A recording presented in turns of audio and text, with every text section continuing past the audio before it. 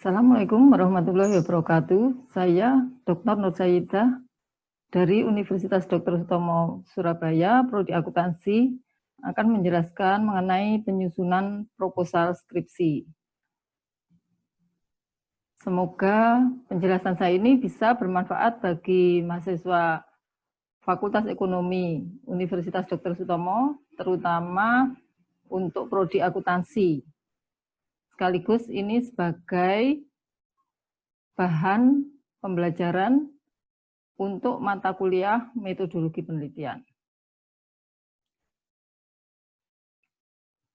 Materi mengenai penyusunan proposal skripsi ini saya buat dengan referensi satu buku pedoman penulisan skripsi dari Fakultas Ekonomi dan Bisnis Universitas Dr. Sutomo tahun 2018, kemudian dari artikel saya yang berjudul Tax Amnesty from the Perspective of Tax Official.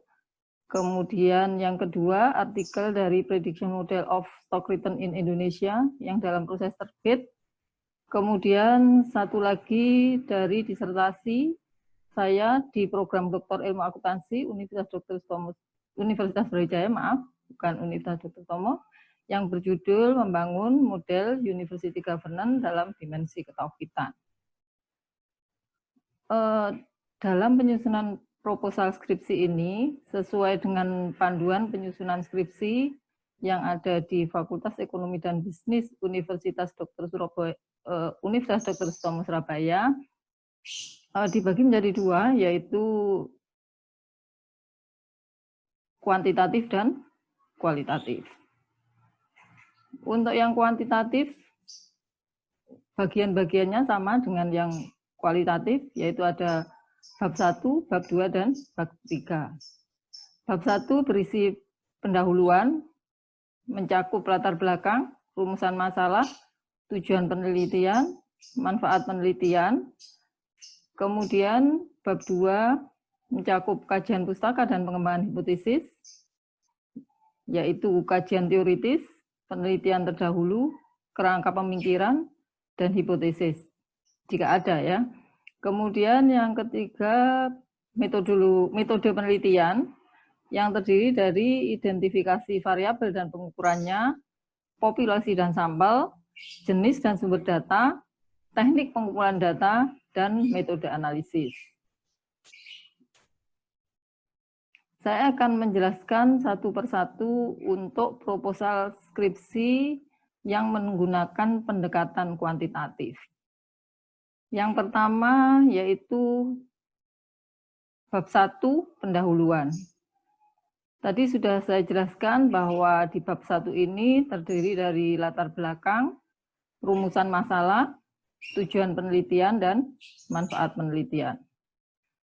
Kita akan bahas satu persatu, yaitu yang pertama mengenai latar belakang. Apa yang harus kita jelaskan pada bagian latar belakang? Ada beberapa hal yang perlu ada di dalam latar belakang. Yang pertama yaitu fenomena yang menarik untuk diteliti. Kemudian ada research gap, motivasi penelitian, kebaruan atau novelty, dan kontribusi.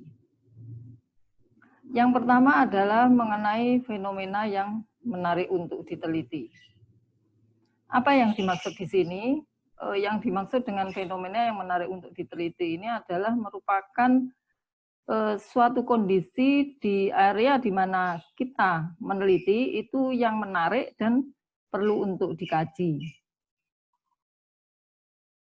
Dalam uraian mengenai fenomena yang menarik untuk diteliti itu tentu saja tergantung dari style masing-masing penulis, bisa menjelaskannya dalam area yang umum atau langsung ke spesifik. Ini contoh dari fenomena yang saya uraikan di dalam artikel saya yang berjudul Tax Amnesty dalam Pandangan Aparatur Pajak, atau tadi Tax Amnesty from Tax Official Perspective. coba kita perhatikan di sini apa fenomena yang disampaikan oleh penulis. Yang pertama, penulis menguraikan mengenai pentingnya pajak bagi penerimaan negara. Jadi ini ditulis seperti ini, pajak merupakan sumber utama penerimaan negara yang jumlahnya dari tahun ke tahun diharapkan terus meningkat. Berbagai usaha telah dilakukan oleh pemerintah untuk mewujudkan harapan untuk meningkatkan tax ratio yang merupakan presentasi dari penerima pajak dibagi dengan gross domestic product. Jadi ini menunjukkan bahwa pajak itu merupakan sesuatu yang penting karena merupakan salah satu sumber penerimaan negara yang paling potensial. Fenomenanya apa di sini? Di sini penulis menguraikan seperti ini. Saat ini Indonesia mempunyai tax ratio yang masih rendah dibanding rata-rata tax ratio negara-negara yang tergabung di dalam OECD. Nah, ini merupakan sebuah fenomena bahwa tax ratio atau penerimaan pajak dibanding dengan target itu di Indonesia masih rendah. Tentu ini merupakan sesuatu yang penting karena di satu sisi pajak itu merupakan penerimaan yang sangat diharapkan oleh pemerintah yang dibayar oleh wajib pajak, tapi di sisi lain mengapa tax ratio-nya masih rendah dibanding negara-negara yang tergabung dalam OECD. Tentu kita dalam menulis itu harus selalu ada sebuah perbandingan. Jadi kalau mengatakan masih rendah itu dibanding dengan apa?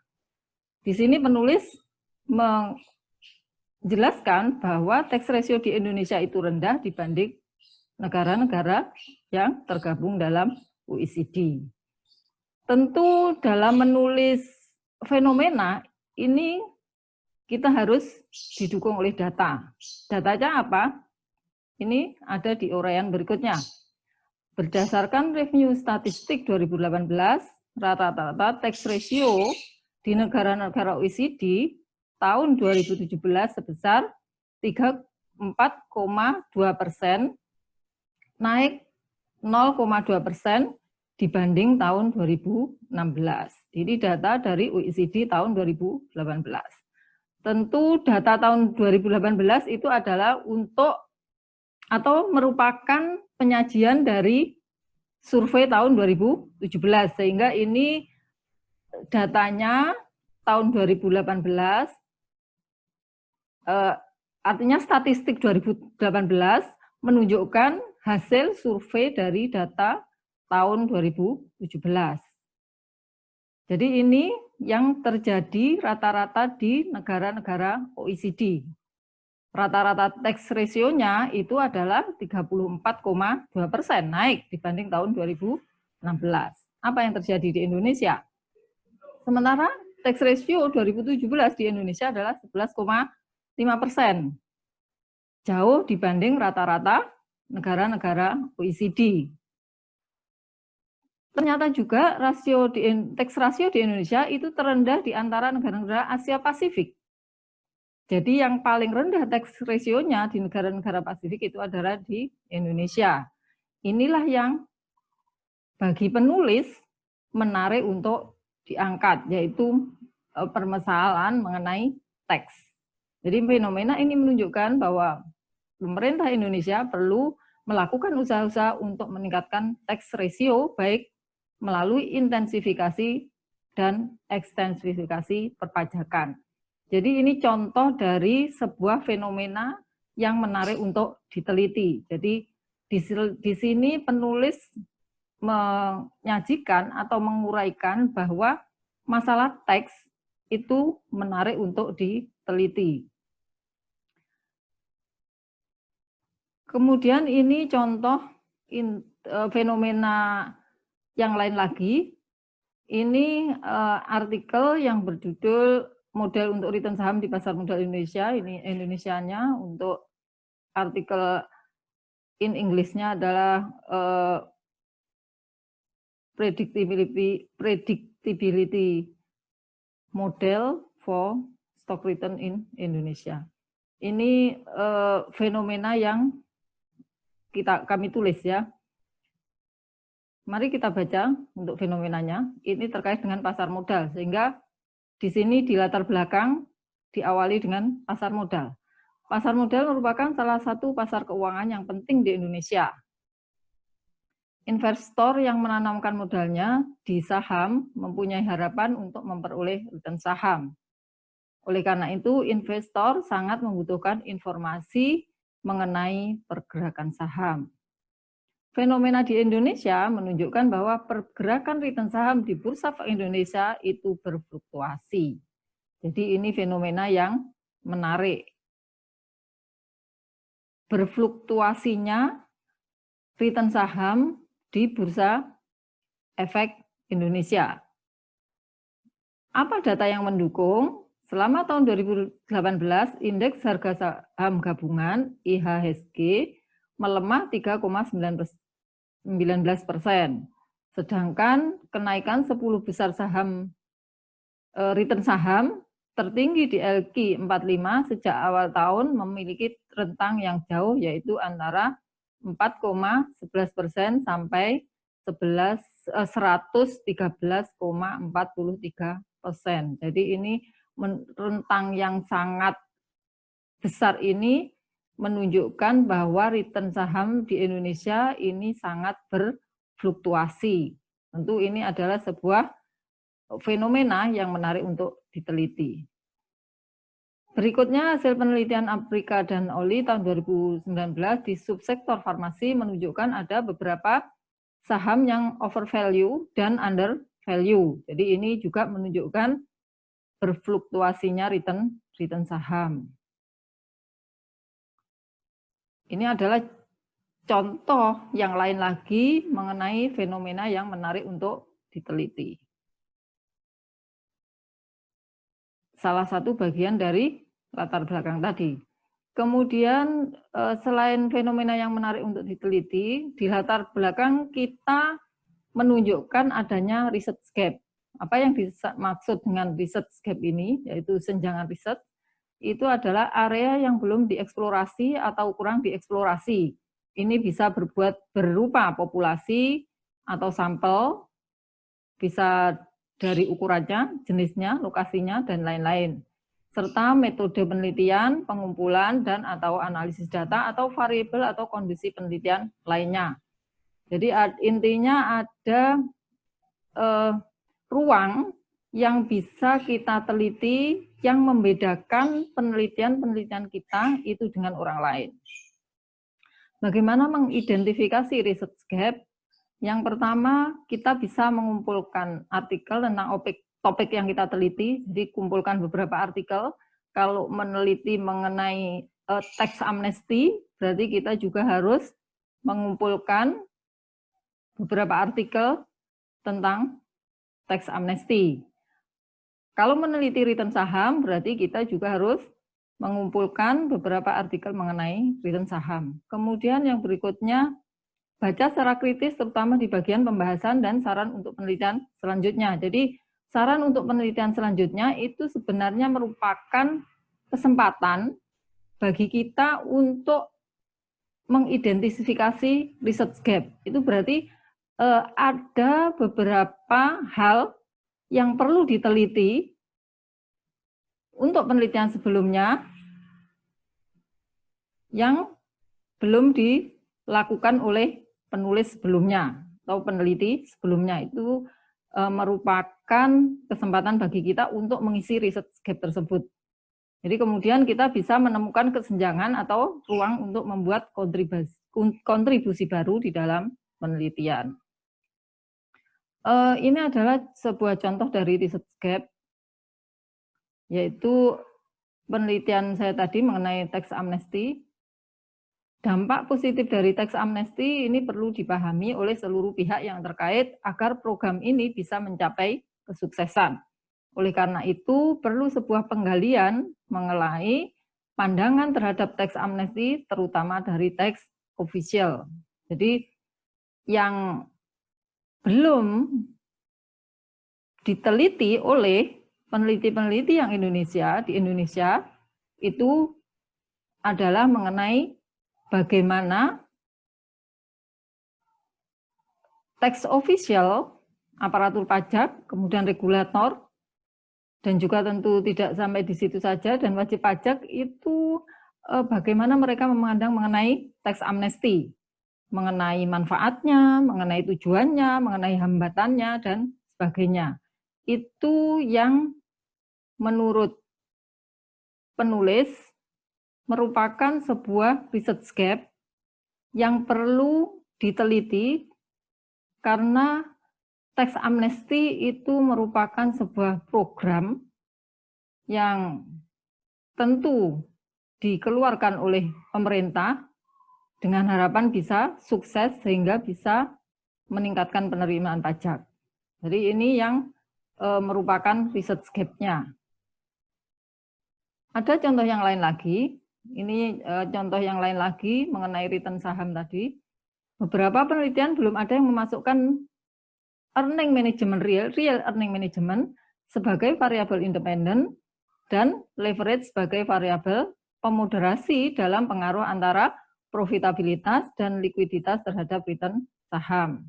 Jadi ini research gap bahwa yang menunjukkan bahwa beberapa penelitian terdahulu yang telah dikumpulkan oleh penulis, yang telah kami kumpulkan, itu belum ada yang memasukkan real earning management sebagai variabel independen. Sehingga itu merupakan kesempatan bagi penulis untuk membuat sebuah kontribusi baru terkait dengan variabel real earning management. Selain itu juga variabel leverage sebagai variabel pemoderasi itu belum ada yang melakukan penelitian tersebut. Jadi ini merupakan sebuah kontribusi baru yang diharapkan nanti akan ditemukan oleh peneliti. Kemudian setelah research gap, di dalam latar belakang itu kita juga menguraikan mengenai motivasi penelitian. Yang dimaksud motivasi penelitian di sini adalah keinginan peneliti untuk mengisi research gap dan memecahkan permasalahan atau semangat tentu ya, ini adalah semangat peneliti. Kenapa tertarik melakukan penelitian tersebut? Contohnya, penulis termotivasi menggunakan variabel profitability, likuiditas, core based earning management, real based earning management sebagai faktor yang mempengaruhi return saham dengan leverage sebagai variabel moderasi. Kemudian yang berikutnya, peneliti termotivasi untuk mengetahui pandangan pejabat negara, aparatur pajak, wajib pajak, dan konsultan terhadap kebijakan teks amnesti. Jadi ini motivasi penelitiannya. Jadi tadi untuk yang return saham, berdasarkan penelitian-penelitian terdahulu, belum ada yang memasukkan mengenai real earning management, sehingga termotivasi salah satu variabelnya peneliti itu menggunakan real earning management. Kemudian untuk penelitian tentang teks amnesti tadi, berdasarkan penelitian-penelitian terdahulu, belum ada yang menggali mengenai pendapat dari teks official, yaitu aparatur pajak, baik itu aparatur pajak, pejabat negara atau regulator, wajib pajak maupun konsultan pajak terhadap kebijakan teks amnesti, sehingga peneliti termotivasi untuk mengetahui pandangan mereka terhadap kebijakan teks amnesti. Berikutnya adalah kebaruan atau novelty. Novelty itu bisa berarti sangat luas ya, seperti tadi yang di slide sebelumnya itu bisa berarti bahwa lokasi, kemudian model pengukuran, kemudian sampel itu sudah bisa dikatakan sebagai sebuah kebaruan. Jadi ini apa yang dimaksud kebaruan itu adalah perbedaan penelitian yang dilakukan dengan penelitian-penelitian sebelumnya. Ini contoh dari kebaruan yang diuraikan di dalam latar belakang. Jadi kebaruan itu diuraikan dalam latar belakang. Contohnya seperti ini. Beberapa penelitian terkait keberhasilan kebijakan teks amnesti telah dilakukan.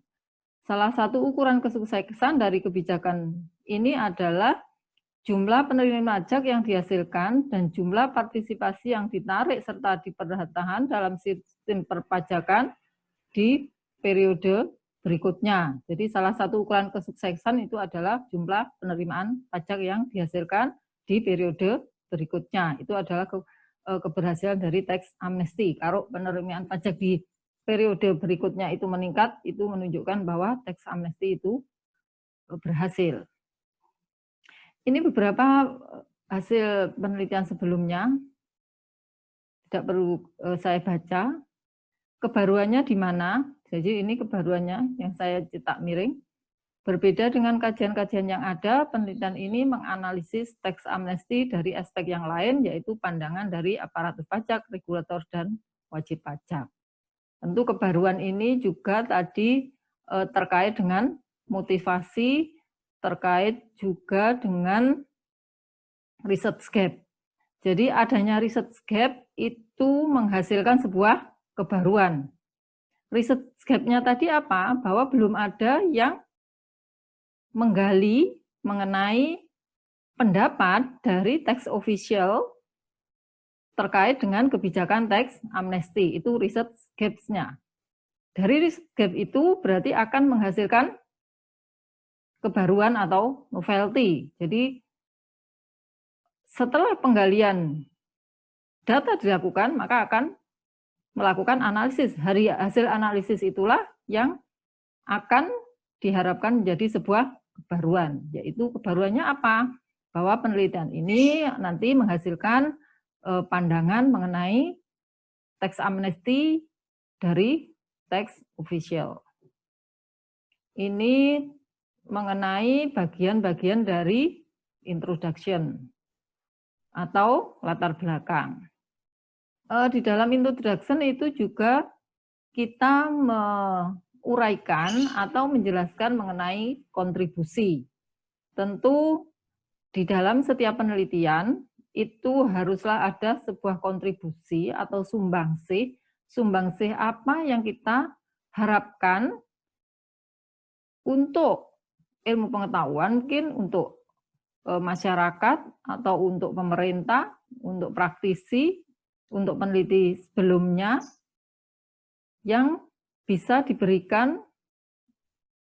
dari hasil penelitian yang kita lakukan. Ini contoh kontribusi yang kami tuliskan, yaitu hasil penelitian diharapkan dapat memberikan tambahan bukti dalam literatur mengenai teks amnesti dan memberikan inspirasi bagi regulator untuk membuat kebijakan teks amnesti yang lebih baik di masa yang akan datang.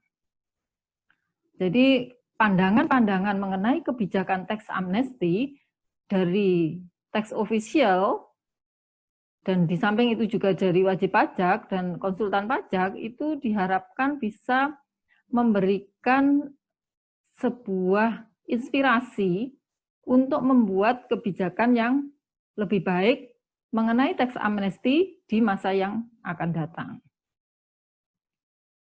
Kemudian berikutnya setelah latar belakang, tadi di dalam pendahuluan itu ada rumusan masalah. Apa yang dimaksud rumusan masalah di sini, yaitu rumusan masalah itu menunjukkan secara tegas permasalahan dalam skripsi yang dicari,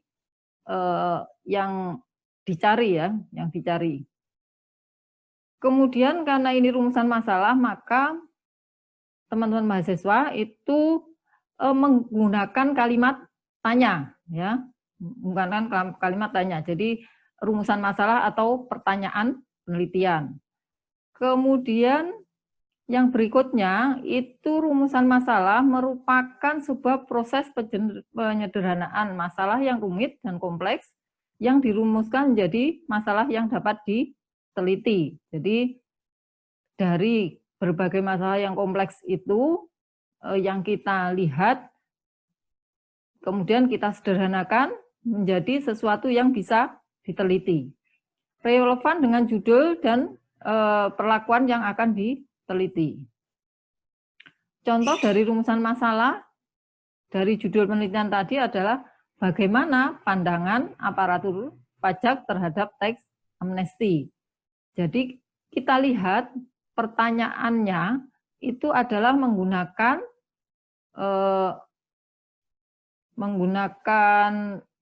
kata bagaimana, ya, menggunakan kata bagaimana. Tentu ini menunjukkan bahwa penelitian ini adalah penelitian kualitatif, ya. Jadi untuk bab 1 pendahuluan itu baik kualitatif maupun kuantitatif itu mempunyai bagian-bagian yang sama, baik kualitatif maupun kuantitatif. Tadi di latar belakang atau di pendahuluan itu ada latar belakang, rumusan masalah, tujuan masalah, dan manfaat penelitian. Jadi sama. Oleh karena itu, saya di bab 1 pendahuluan ini mencontohkan baik penelitian dengan menggunakan pendekatan kualitatif maupun penelitian dengan pendekatan kuantitatif. Jadi yang teks amnesti, penelitian tentang teks amnesti ini adalah penelitian yang menggunakan pendekatan kualitatif. Sementara untuk penelitian return saham ini adalah penelitian yang menggunakan pendekatan kuantitatif. Jadi ini contoh dari rumusan masalah. Kita lihat bahwa untuk rumusan masalah yang pertama, yaitu penelitian kualitatif ini terkait dengan teks amnesti, menggunakan kata tanya bagaimana. Kalau menggunakan kata bagaimana, tentu jawabannya adalah nanti sebuah uraian. Jadi bagaimana pandangan aparatur pajak terhadap teks amnesti? Jawabannya nanti adalah sebuah uraian, sebuah kalimat yang itu dihasilkan dari pengumpulan data dengan menggunakan wawancara. Begitu kalau kualitatif. Kemudian contoh rumusan masalah yang kedua, apakah pengaruh profitabilitas, likuiditas, apakah ada ya, maaf, kurang kata ada ya.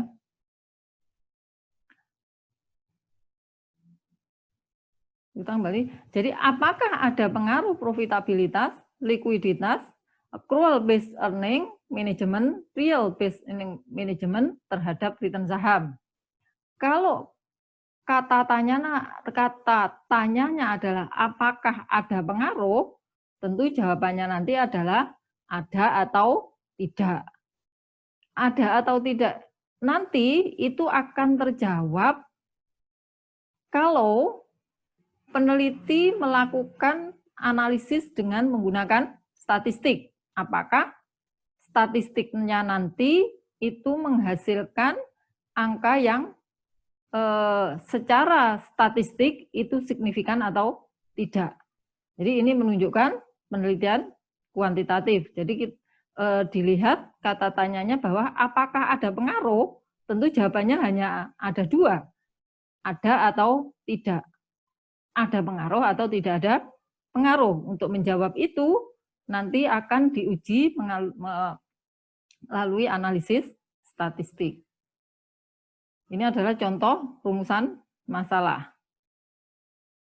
Kemudian di latar belakang berikutnya ada tujuan penelitian. Jadi apa yang dimaksud tujuan penelitian itu adalah menyebutkan secara jelas dan tegas tujuan yang ingin dicapai dari penelitian. Tujuan penelitian tersirat di dalam judul penelitian dan rumusan penelitian dan dinyatakan dalam bentuk pernyataan. Tentu tujuan penelitian itu harus konsisten dengan judul penelitian dan rumusan masalah. Artinya kita harus menjaga konsistensi antara judul penelitian, rumusan masalah, dan tujuan penelitian. Tidak boleh antara judul itu berbeda dengan rumusan masalah, berbeda dengan tujuan penelitian. Apa yang diteliti itulah yang akan kita tuju. Contohnya seperti apa? Contohnya tadi untuk penelitian yang pertama, rumusan masalahnya kita lihat lagi. Rumusan masalahnya adalah bagaimana pandangan aparatur pajak terhadap teks amnesti. Kita lihat tujuan penelitiannya apa? Menganalisis pandangan aparatur pajak terhadap teks amnesti. Jadi berdasarkan data-data yang dikumpulkan melalui wawancara, berarti peneliti akan mempunyai banyak sekali pendapat dalam bentuk kalimat mengenai pandangan mereka terhadap teks amnesti. Kalimat-kalimat itu hasil wawancara akan dianalisis sehingga akan diketemukanlah pandangan-pandangan mereka mengenai kebijakan teks amnesti. Jadi tujuan penelitiannya adalah menganalisis pandangan aparatur pajak terhadap teks amnesti. Kemudian yang berikutnya adalah untuk rumusan masalahnya apakah ada pengaruh profitabilitas, likuiditas, dan lain-lain terhadap return saham. Bagaimana tujuan penelitiannya? Kita lihat menguji pengaruh profitabilitas, likuiditas, accrual based earning management, real based earning management terhadap return saham. Ini maaf harusnya bukan kalimat tanya, tanda bacanya bukan tanya tapi titik ya. Karena ini adalah kalimat pernyataan. Jadi kalau rumusan masalah itu adalah mengenai pertanyaan penelitian sehingga menggunakan kalimat tanya. Kemudian kalau tujuan penelitian itu adalah sebuah kalimat pernyataan yang menunjukkan apa yang ingin kita tuju dalam penelitian ini. Antara rumusan dan tujuan penelitian itu harus konsisten bahwa yang kita tanyakan di dalam rumusan masalah itu nanti akan kita uji atau kita analisis di dalam tujuan penelitian. Berikutnya itu bagian terakhir dari latar belakang itu adalah manfaat penelitian. Manfaat penelitian itu berbeda-beda tergantung style dari institusi masing-masing, tapi ini kita tentu mengikuti apa yang menjadi panduan di Fakultas Ekonomi dan Bisnis Universitas Dr. Sutomo Surabaya. Jadi untuk manfaat penelitian dibagi 3 seperti ini. Bagi pengembangan ilmu pengetahuan, bagi masyarakat, dan bagi peneliti di masa yang akan datang. Apa manfaat penelitian bagi pengembangan ilmu pengetahuan? Itu menunjukkan manfaat yang dapat diberikan di bidang yang diteliti untuk memperoleh gambaran tentang pokok masalah yang diteliti dibandingkan dengan teori yang diperoleh ya selama perkuliahan atau dibandingkan dengan teori yang ada.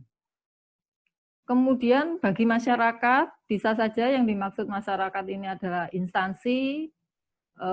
Kalau Anda atau mahasiswa meneliti di organisasi, di sebuah organisasi, tentu yang dimaksud masyarakat ini adalah manajemen dari organisasi tersebut. Kalau penelitiannya mengenai atau dilakukan dengan survei, mungkin penelitian itu bermanfaat juga bagi masyarakat secara umum, baik praktisi maupun instansi yang dijadikan sebagai objek penelitian.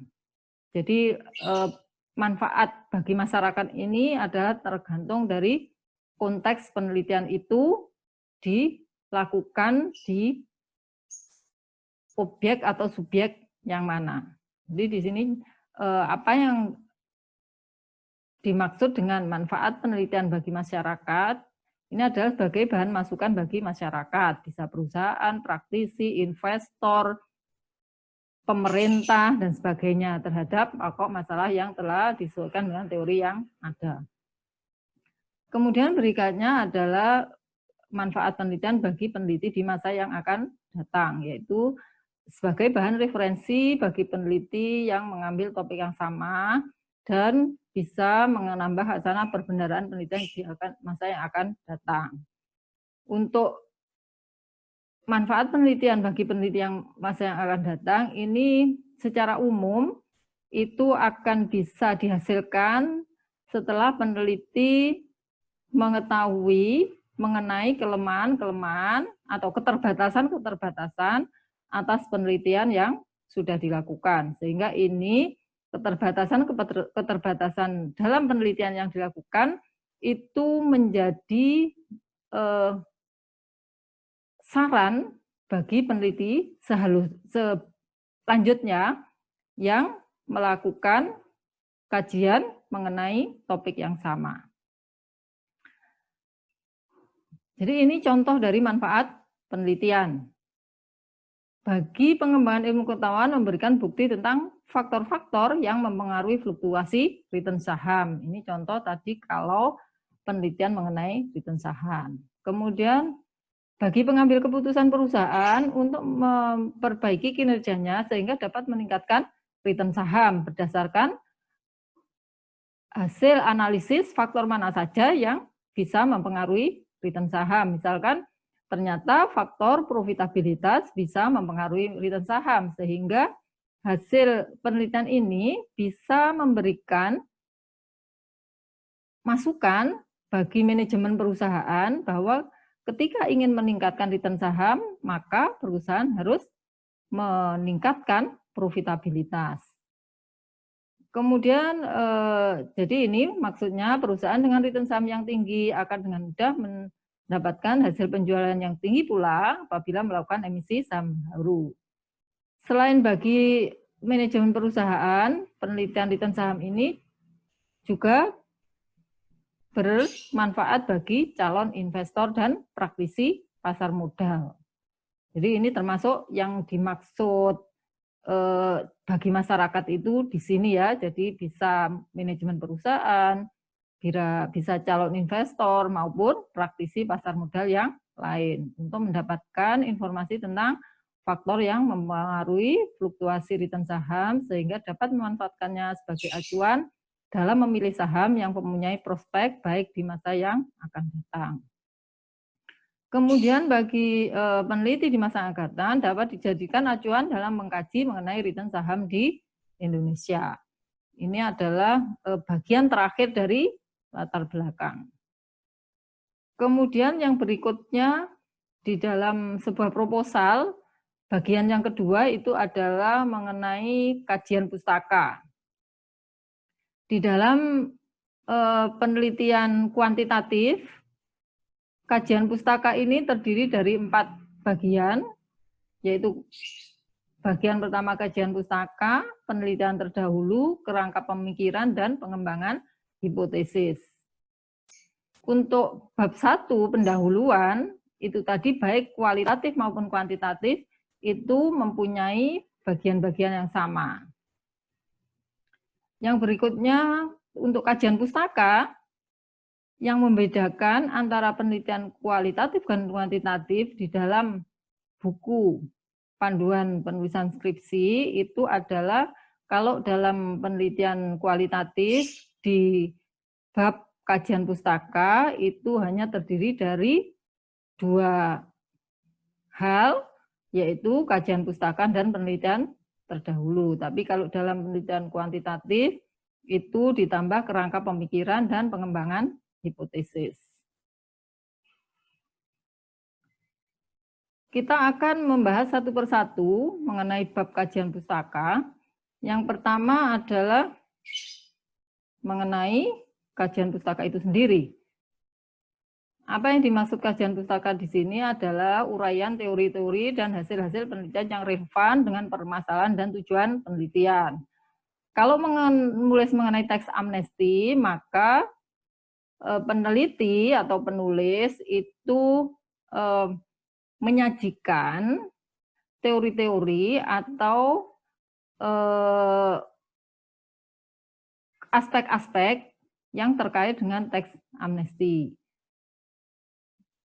Kemudian kalau mengenai return saham, itu juga disajikan atau diuraikan mengenai teori-teori mengenai return saham. Bab ini tidak sekedar berisi kutipan atau pencantuman teori-teori atau konsep atau proposisi dan paradigma secara berjajar dan runtut, tapi juga merupakan kompilasi dari berbagai hal untuk ditarik sebagai sebuah kesimpulan. Jadi bukan hanya sekedar menjejer teori-teori, tapi bagaimana penulis itu dapat mengelaborasi beberapa pendapat dan beberapa hasil penelitian ini dalam sebuah kalimat yang baik sehingga bisa ditarik sebuah kesimpulan mengenai teori-teori yang terkait dengan topik yang diteliti. Kemudian memberikan landasan ilmiah tentang perumusan metode dan arah penelitian serta pemecahan masalah. Ini adalah mengenai kajian pustaka. Kemudian penelitian terdahulu, uraian tentang hasil penelitian yang relevan dengan permasalahan dan tujuan penelitian. Kemudian isi dari penelitian terdahulu itu merupakan inti dari penelitian tersebut. Apa saja yang diuraikan dalam penelitian terdahulu itu adalah penelitiannya itu intinya apa, kemudian persamaan dan perbedaan dengan penelitian kita itu apa. Itu yang ditulis dalam penelitian terdahulu. Style penulisannya seperti apa, itu terserah dari masing-masing peneliti. Bisa saja penelitian terdahulu itu ditulis dalam tabel atau dalam sebuah deskripsi. Itu tentu silakan masing-masing mahasiswa merasa nyaman dengan style yang mana. Kemudian yang berikutnya adalah kerangka pemikiran. Ini contoh dari kerangka pemikiran artikel kami yang tadi tentang return saham, yaitu menunjukkan hubungan antara variabel-variabel yang diteliti. Jadi ini kita lihat di sini return saham itu adalah variabel dependent, kemudian ada 4 variabel independen, kemudian ada variabel pemoderasi, kemudian juga selanjutnya di sini ada variabel kontrol. Jadi ini contoh dari kerangka pemikiran. Kemudian yang berikutnya adalah pengembangan hipotesis.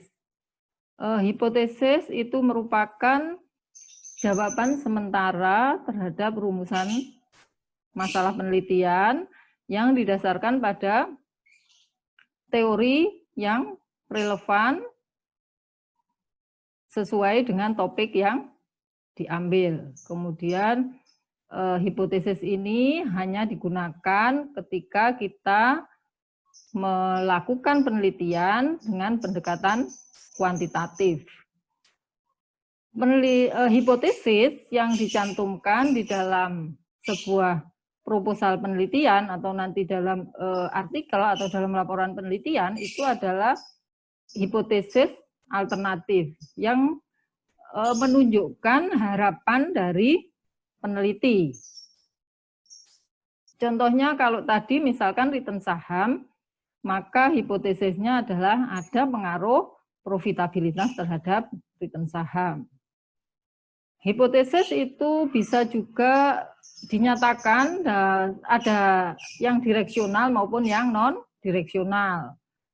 Yang direksional itu berarti hipotesisnya ada arah, artinya pengaruhnya itu positif atau negatif itu dinyatakan di dalam sebuah hipotesis. Kalau yang non-direksional itu penulis atau peneliti tidak mencantumkan apakah pengaruhnya positif atau negatif, tapi hanya menyatakan bahwa ada pengaruh antara profitability dan return saham. Ini contoh dari tinjauan pustaka dan pengembangan hipotesis. Jadi beberapa ini adalah contoh bahwa tinjauan pustaka atau kajian pustaka, jadi istilah itu bermacam-macam tapi sebenarnya menunjuk sesuatu yang sama. Kadang tinjauan pustaka, tinjauan literatur, kajian pustaka, kajian literatur, tapi itu menunjukkan sesuatu yang sama. Ini contoh ketika tinjauan pustaka itu dijadikan satu dengan pengembangan hipotesis. Jadi bagaimana kita itu mengelaborasi dari berbagai sumber sehingga itu menjadi dasar bagi kita untuk membuat sebuah hipotesis. Ini contohnya. Jadi untuk tinjauan pustakanya judulnya adalah return saham dan kinerja perusahaan. Kenapa kinerja perusahaan? Tadi salah satu variabel dari penelitian itu adalah profitability. Profitability itu adalah salah satu ukuran dari kinerja perusahaan. Sehingga di sini kami membuat subbagian atau subjudul dari tinjauan kajian pustaka atau tinjauan pustaka itu adalah return saham dan kinerja perusahaan. Kita lihat di sini, di paragraf pertama, kami menuliskan mengenai pengertian dari return saham. Jadi ini return saham merupakan salah satu alat untuk mengukur kinerja saham. Return saham individu maupun return saham gabungan dapat dibedakan menjadi return saham historis dan return saham masa depan. Ini adalah pembagian dari return. Bagaimana menghitung return? Itu investor menghitung expected return berdasarkan pada return historis. Kemudian ini adalah beberapa penelitian yang telah dilakukan mengenai return saham. Dari penelitian-penelitian ini, penulis menjadikan dasar untuk membuat sebuah hipotesis. Coba kita baca di sini penelitian mengenai variabel stock return dan beberapa faktor yang mempengaruhi telah banyak dilakukan. Beberapa penelitian menguji pengaruh kinerja perusahaan terhadap stock return. Jadi kita tentu dalam mengambil variabel profitability yang merupakan salah satu dari proksi untuk mengukur kinerja perusahaan itu ada dasarnya. Dasarnya apa? Bahwa variabel itu telah diteliti oleh beberapa orang sebelumnya. Ini beberapa peneliti yang sudah melakukan. Hasilnya kita lihat bahwa hasilnya ada yang menemukan kinerja perusahaan menjadi faktor kondisional dalam menjelaskan pengaruh ukuran perusahaan terhadap return saham. Kemudian beberapa penelitian menggunakan proksi yang berbeda untuk variabel kinerja perusahaan. Jadi salah satunya menggunakan proksi profitabilitas seperti yang digunakan dalam penelitian ini, sehingga atas dasar hasil-hasil penelitian sebelumnya inilah peneliti kami itu mengambil hipotesis profitabilitas berpengaruh positif dan signifikan terhadap return saham.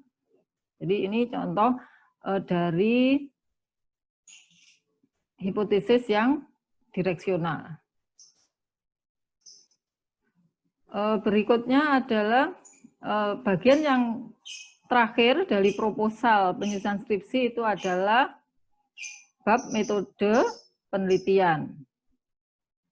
Ini adalah bagian-bagian dari metode penelitian dengan menggunakan pendekatan kuantitatif, yaitu yang pertama identifikasi variabel dan pengukurannya, populasi dan sampel, jenis dan sumber data, teknik pengumpulan data, dan metode analisis.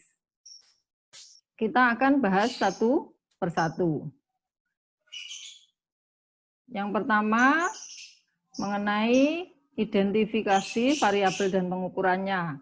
Apa yang dimaksud identifikasi variabel dan pengukurannya? Ini dalam bagian ini kita menjelaskan variabel apa yang digunakan dalam penelitian. Jadi kita identifikasi variabel apa saja. Kalau itu adalah variabel independen, variabel independennya jumlahnya berapa, kemudian apa saja. Untuk variabel-variabel itu ada beberapa jenis variabel. Ada variabel independen, ada variabel dependen, ada intervening, dan ada moderating. Saya kira untuk jenis-jenis variabel ini sudah mahasiswa pelajari di mata kuliah metodologi penelitian. Ya. Jadi kalau variabel independen itu adalah variabel bebas, variabel yang mempengaruhi variabel dependen. Kemudian adalah variabel intervening yang memoderasi antara variabel independen ke variabel dependen. Kemudian kalau variabel moderating itu variabel yang memperkuat atau memperlemah pengaruh antara variabel dependen dan variabel independen. Ini contoh identifikasi variabel dan pengukurannya dari penelitian yang return saham tadi ya. Variabel yang digunakan dalam penelitian ini mencakup variabel dependen, yaitu stock return. Kemudian ada 4 variabel independen, yaitu profitability, liquidity, accrual based earning management, dan real based management. Serta variabel moderating, yaitu variabel leverage. Ini adalah identifikasi variabel. Kita mengidentifikasi variabel apa saja yang kita gunakan di dalam penelitian. Kemudian dilanjutkan dengan pengukuran variabel. Jadi bagaimana kita mengukur variabel tersebut. Ini contohnya bagaimana kami mengukur stock return. Ya. Return saham didefinisikan sebagai return yang dihasilkan dari selisih harga saham periode saat ini dengan saham periode sebelumnya. Stock return diukur dengan menggunakan formula sebagaimana penelitian Suharli 2005 dengan rumus sebagai berikut. Ini adalah pengukuran dari return saham atau stock return. Dan setelah rumus itu di bawahnya tentu kita memberikan keterangan yang dimaksud dengan simbol-simbol di sini itu apa. Contohnya ini di sini Y itu adalah stock return, T dalam kurung T itu adalah harga saham tahun ini. P dalam kurung T-1 itu adalah harga saham tahun sebelumnya. Jadi ini contoh dari sebuah pengukuran variabel. Berikutnya di dalam metode penelitian itu ada populasi dan sampel. Itu menjelaskan mengenai populasi yang digunakan dalam penelitian dan metode pemilihan sampel. Ini contohnya ya. Populasi dalam penelitian ini adalah seluruh perusahaan yang terdaftar di Bursa Efek Indonesia sampai dengan 31 Desember 2017, yaitu sebanyak 591 perusahaan. Pengambilan sampel didasarkan pada metode judgment sampling. Kemudian ini adalah jenis dan sumber data. Di dalam bagian ini penulis menjelaskan mengenai jenis data yang digunakan dan sumbernya. Sumber data bisa dikelompokkan menjadi sumber primer dan sumber sekunder. Sehingga data yang diperoleh dari sumber primer itu disebut dengan data primer, dan data yang dihasilkan dari sumber data sekunder itu adalah data sekunder. Ini contoh data primer. Peneliti menggunakan data sekunder, yaitu angka-angka yang disajikan di dalam laporan keuangan perusahaan-perusahaan yang terdapat dalam LQ 45. Data diambil dari website IDX.co.id. Ini contoh menjelaskan mengenai jenis dan sumber data. Jenisnya sekunder, sumber datanya dari website. Berikutnya adalah teknik pengumpulan data, yaitu menjelaskan mengenai teknik atau metode pengumpulan data yang dilakukan di dalam penelitian. Jadi contohnya terkait dengan contoh yang return saham, di sini peneliti mengumpulkan data menggunakan teknik dokumentasi. Caranya biasa, bagaimana? Caranya peneliti mendownload data dari website IDX.co.id. Kemudian yang terakhir dari bab metode penelitian, dalam ini contohnya adalah yang pendekatan kuantitatif, itu metode analisis yang menggunakan teknik statistik. Jadi metode analisis itu menjelaskan mengenai metode penelitian yang dilakukan di dalam penelitian. Ini contohnya. Model analisis yang digunakan untuk menguji hipotesis penelitian ini adalah model non-linear, dengan alasan bahwa model analisis non-linear memiliki kemampuan menjelaskan fenomena yang lebih baik. Jadi ini dibuktikan dengan adjusted R-square-nya itu dengan model linear itu lebih besar, sehingga peneliti memutuskan untuk menggunakan model non-linear dengan persamaan yang seperti ini. Ini adalah metode analisis. Kemudian model analisis ini adalah bagian terakhir dari proposal dengan pendekatan kuantitatif. Berikutnya adalah proposal dengan pendekatan kualitatif. Kita lihat bab 1 sama bab 2 hampir sama. Kalau di dalam metode kuantitatif ada 4 bagian, yaitu kerangka pemikiran dan hipotesis. Kalau di dalam kualitatif hanya ada 2 bagian. Kemudian untuk yang berbeda itu adalah di bagian bab 3, yaitu metode penelitian. Kita lihat di sini sama, penjelasannya sama. Untuk bab 1, pendahuluan itu sama dengan metode atau pendekatan kuantitatif. Kemudian kajian pustaka, ini hanya ada 2 bagian, yaitu kajian pustaka dan penelitian terdahulu. Kemudian yang membedakan antara proposal dengan pendekatan kualitatif dan kuantitatif itu ada di bab 3, yaitu metode penelitian.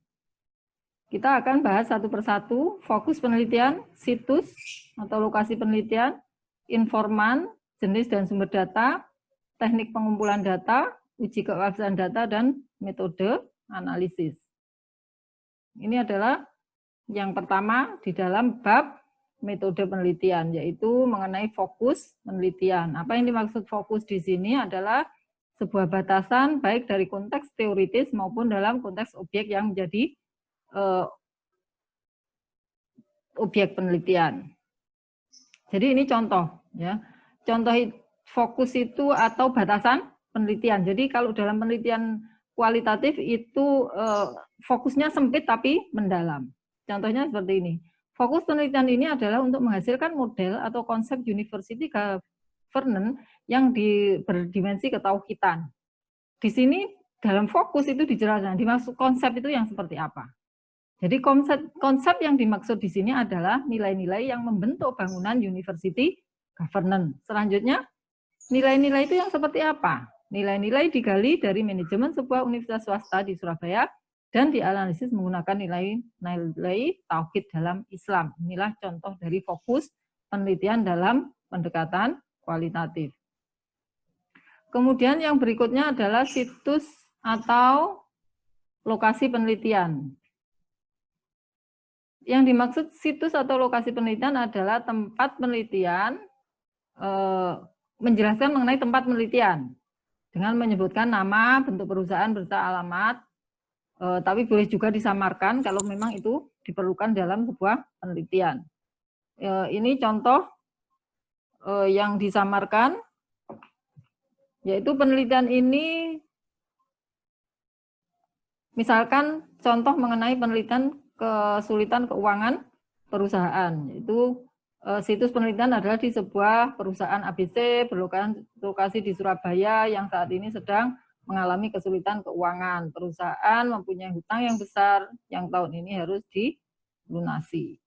Ini adalah contoh situs penelitian yang namanya boleh disamarkan.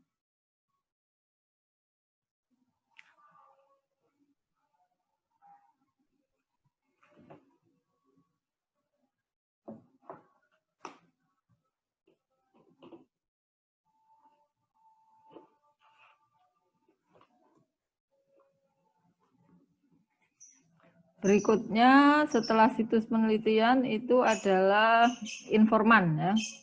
Jadi informan itu adalah pihak yang menjadi subjek penelitian dan diwawancarai. Informan bisa terdiri dari informan kunci maupun informan pendukung. Ini contohnya. Informan kunci dalam penelitian ini adalah direktur utama, direktur keuangan, komisaris utama, serta komite audit. Informan pendukung adalah direktur operasi, dewan komisaris, serta manajer keuangan. Ini contoh yang lain dalam artikel tentang teks amnesti tadi. Informan dalam penelitian ini terdiri dari 4, tax official, 2 tax payers, yaitu wajib pajak, 1 tax consultant, dan pejabat negara. Di sini dijelaskan dengan lebih rinci yang dimaksud pejabat negara itu yang seperti apa. Pejabat negara yang menjadi sumber data adalah Presiden melalui pidatonya dalam acara pencanangan teks amnesti. Kemudian Ministry of Finance, Menteri Keuangan, dalam pidatonya dalam acara pencanangan teks amnesti, dan hasil wawancara yang transkripnya dipublikasikan di website resmi Kementerian Keuangan. Kemudian juga Sekretaris Jenderal Kementerian Keuangan yang transkripnya juga dipublikasikan di web resmi Kementerian Keuangan, kemudian anggota legislatif dan staf Menteri Keuangan urusan kepatuhan pajak yang melalui pernyataannya di acara televisi. Nah, kemudian untuk informal aparatur pajak itu adalah informan tunggal. Ini adalah sumber dan jenis data. Jenis data dalam penelitian ini contoh kualitatif adalah data primer karena hasil wawancara yaitu dari direktur keuangan, direktur utama, komisaris, dan komite audit. Ini contoh data. Kemudian pengumpulan data. Pengumpulan data dilakukan secara wawancara. Bagaimana caranya? Contohnya misalkan wawancara dilakukan secara formal dengan mengajukan surat izin penelitian dan prosesnya memerlukan waktu kira-kira 3 bulan. Silakan dalam teknik pengumpulan data ini dijelaskan dengan detail bagaimana data itu nanti akan dikumpulkan. Kemudian uji keabsahan data itu untuk menilai validitas data misalkan dilakukan dengan metode triangulasi sumber. Data dari informannya satu dikonfirmasi ke informan yang lain. Kemudian terakhir itu adalah metode analisis. Ini berdasarkan data diperoleh data, kemudian caranya bagaimana. Ini contohnya dari artikel teks amnesti tadi mengenai metode analisis. Jadi eksplorasi terhadap pandangan teks amnesti dianalisis dengan teknik analisis kualitatif Miles Haberman tahun 92. Ini adalah caranya yaitu dengan pengumpulan data, reduksi data, penyajian data, dan kesimpulan. Reduksi data dilakukan melalui pemilihan, pemusatan perhatian, dan penyederhanaan dari data kasar yang berasal dari catatan-catatan tertulis selama proses wawancara. Ini tadi adalah hasil penelitian saya mengenai teks amnesti. Ini adalah bagian terakhir dari metode penelitian, bab metode penelitian untuk pendekatan kualitatif. Saya kira cukup. Semoga materi pembelajaran ini bisa bermanfaat bagi mahasiswa semuanya untuk menyusun skripsi sehingga nanti bisa mempercepat penyelesaian tugas akhir sehingga semuanya bisa lulus tepat waktu. Amin, amin ya rabbal alamin.